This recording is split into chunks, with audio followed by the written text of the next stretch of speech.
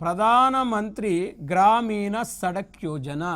ఇది ప్రధానమంత్రి గ్రామీణ సడక్ యోజన.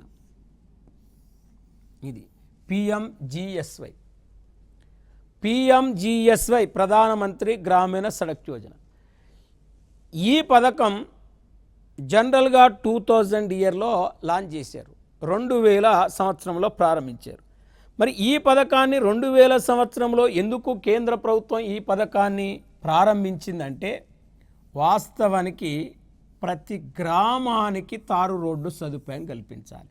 అంటే ప్రతి గ్రామానికి తారు రోడ్డు, ప్రతి గ్రామమునకు తారు రోడ్డు సదుపాయం కల్పించాలి.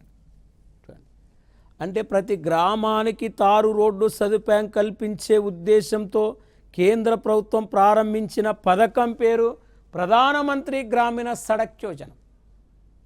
మరి ఈ ప్రధానమంత్రి గ్రామీణ సడక్ యోజన స్కీమ్ 2000 సంవత్సరంలో ప్రారంభమైనప్పటికీ అది 10, తర్వాత 20, తర్వాత 30 అనే ఒక కార్యక్రమాలు ఉన్నాయి. ఇలా మరి 10, 20, 30 అనే కార్యక్రమాలు ఉన్నప్పుడు ఇక్కడ ప్రధానమంత్రి గ్రామీణ సడక్ యోజన పథకం 40 అనేది ఇక్కడ కొత్త స్కీమ్.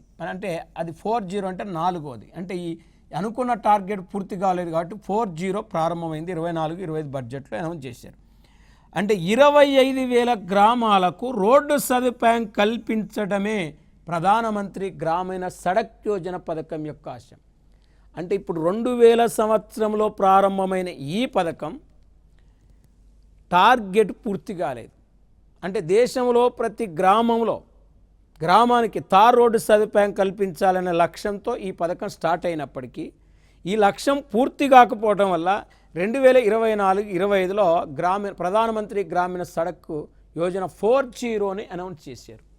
అంటే 25,000 గ్రామాలకు రోడ్డు సదుపాయం కల్పించడం.